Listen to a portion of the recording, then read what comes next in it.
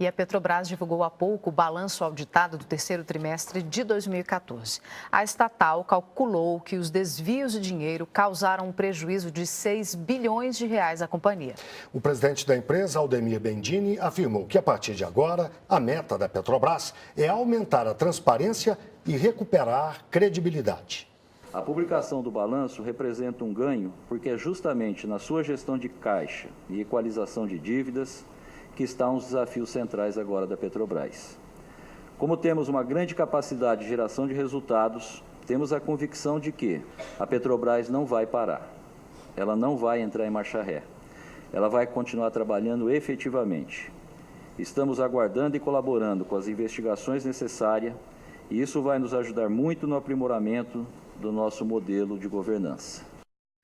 Vamos a São Paulo para conversar com Luiz Nassif. Nassif, boa noite. Qual a avaliação que você faz do balanço auditado?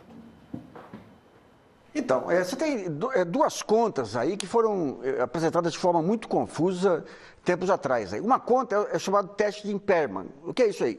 Eu faço um investimento numa refinaria ou numa estrutura qualquer, eu tenho um fluxo de resultados, esse fluxo de resultados eu faço um cálculo para saber o valor presente desse fluxo.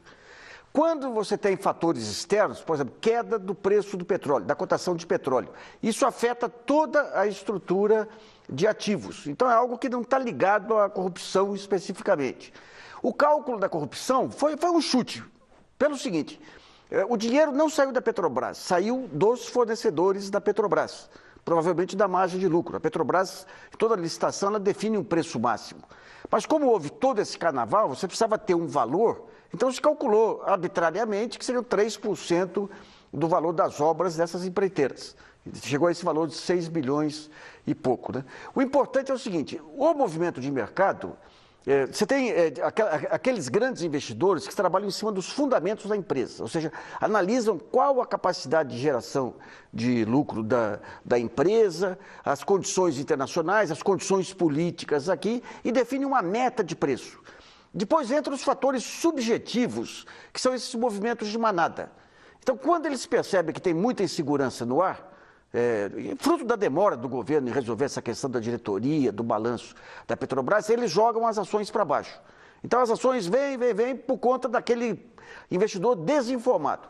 Quando as ações batem, quando ocorre um fato positivo, por exemplo, que é essa questão da divulgação do balanço, antes de ocorrer, as ações sobem. Então, provavelmente amanhã, esse pessoal que comprou a ação na baixa vai vender a ação, a Petrobras cai amanhã um pouco e depois volta ao ritmo normal. Mas o importante é que ela sai do noticiário agora. Mas você tem toda a cadeia do petróleo que ainda precisa se recuperar aí dos efeitos da Lava Jato.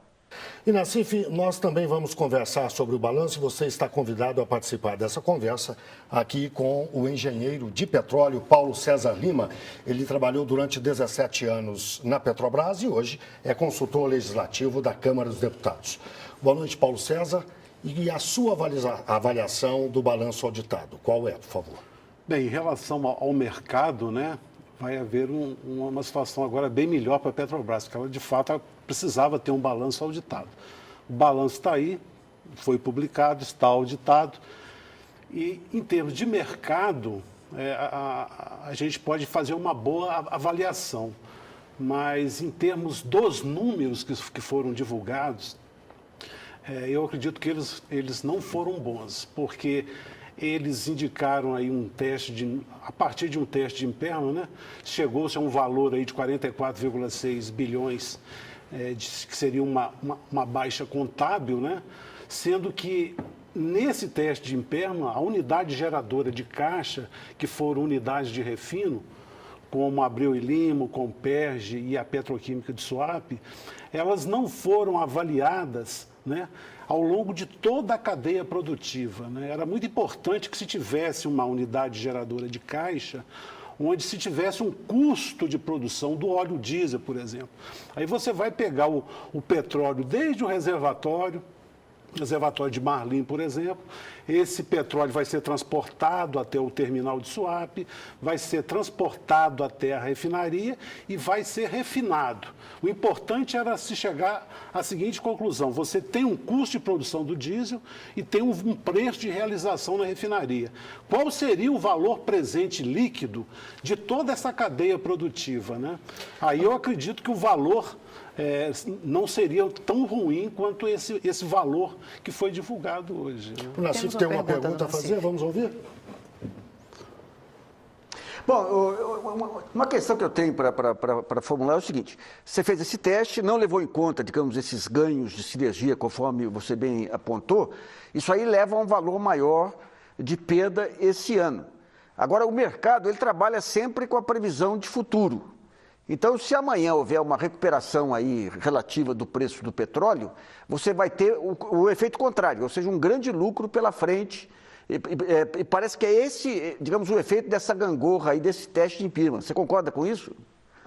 Não, eu entendo que mesmo com o custo, né, o valor do barril a $55, né, a Petrobras, na refinaria Abreu e Lima, mesmo com o alto investimento que foi feito na unidade de refino, ela teria, ao longo dos anos, mantido esse preço, ela ainda teria um VPL muito positivo. VPL, vamos explicar o que é? Que seria o valor presente líquido, né? Se você pegar o fluxo de caixa descontado, mesmo com o preço de realização no Brasil, da ordem de R$ 1,50, ou no exterior, de R$ 1,35, 40 centavos, nós teríamos, em toda essa cadeia, um VPL, um valor presente líquido, muito favorável, né? Por isso que eu questiono como a Petrobras ela trabalha essas unidades geradoras de caixa, né? Eu penso que o modelo contábil da Petrobras não reflete, de fato, todo o potencial da empresa e todo o potencial de lucro que essa empresa vai gerar ao longo dos anos, né? Vamos lembrar os ativos de reserva de petróleo que normalmente não entram nesse balanço. Ou seja, o petróleo que está lá debaixo, no pré-sal, não entra nessa conta. Se a gente for analisar, por exemplo, o reservatório de Marlim, né? Hoje a gente deve estar com um fator de recuperação da ordem de 35%. Espera-se que se chegue a uma recuperação de 60%, 57%. Então ainda tem muito óleo de Marlim que vai ser produzido. E, na verdade, todos os investimentos feitos em Marlim, de certa forma, já foram amortizados. Então, nós vamos ter um custo de produção do petróleo de Marlim ainda baixo, um custo de transporte até a refinaria baixo e um custo de produção do diesel, eu estimo, né, da ordem aí de 70 centavos de real. Isso é muito ou pouco? Isso é muito pouco, porque ela vai vender esse diesel, hoje ela vende a R$ 1,54. Então, se você fizer uma análise integrada, né, o negócio é muito bom e não haveria razão para um valor, né, tão baixo. Outra falha que eu vejo, né, nessa questão dos testes de Imperman, né, é que a Petrobras ela é detentora do monopólio no transporte, nos terminais, no refino. Para falar a verdade, como a Petrobras faz, para mim não tem nem sentido. Como você pode avaliar um valor de mercado de uma refinaria que você sequer sabe o preço de realização, que uma refinaria que sequer pode ser vendida, porque quem comprar essa refinaria não tem como transportar o petróleo até ela, não tem como retirar os derivados produzidos de lá. Eu chego a dizer que a refinaria Abreu e Lima, em termos de mercado, sequer tem valor, né? Porque o que é um teste de Imperman? É um teste de recuperabilidade do valor daquele ativo. Ao você dizer que sequer tem valor, quer dizer, sequer é possível calcular, porque o valor seria enorme, é muito maior do que, a princípio, alguns enxergam. O valor é enorme justamente porque a Petrobras tem toda a sua atividade verticalizada, ela vai do poço ao posto. Ela detém... Então, para a Petrobras, A refinaria Abreu e Lima é um ativo importantíssimo, que vai abastecer o mercado nacional de diesel. Hoje nós somos grandes importadores de diesel. Então, a refinaria Abreu e Lima é estratégica para o Brasil, importante para o Brasil. Agora, quanto uma empresa de petróleo pagaria por Abreu e Lima? Olha, ela não tem nem sentido, né? Isso quer dizer, só para concluir rapidamente, isso quer dizer que esse balanço que foi mostrado hoje auditado, o valor poderia ser completamente outro, de forma muito mais positiva para a Petrobras, se fossem levadas em consideração essas coisas que o senhor colocou? Eu entendo que o grande ativo da Petrobras, né, são aí uns 50 bilhões de barris recuperáveis que a Petrobras ainda tem, inclusive petróleo pesado na bacia de Campos, né, que sequer estão contabilizados no balanço da Petrobras. Então, é uma empresa com especificidades, né? E toda essa lógica do mercado, né, que se aplica aos ativos convencionais que podem ser vendidos no mercado, não se aplicam a um país que tem um monopólio ainda, na prática. Vamos ouvir uma outra questão que o Nassif tem a levantar. Nassif. Uma das dúvidas que certamente a partir de amanhã o mercado vai começar a levantar, essa questão dos passivos da Petrobras e a necessidade ou não de ir a mercado para obter mais recursos. Pelas suas contas aí, com esses últimos empréstimos aí do Banco do Brasil, Bradesco, Caixa e tudo, e com a geração de caixa esse ano, a Petrobras já equacionou os problemas de caixa para esse ano? Esse ano os problemas de caixa já estão equacionados, né? É claro que a Petrobras está prevendo também aí para 2015 e 2016, existe aí também um plano de desinvestimento da ordem de 3,7 bilhões. Né? Eu questiono muito também esse plano de desinvestimento. Para o mercado é um alívio você ter o seu problema de caixa resolvido. Agora vamos pensar em termos de Brasil. É uma boa hora para a Petrobras vender ativos na área petroquímica, vender ativos na área de geração de energia elétrica, vender ativos talvez até na distribuição, né?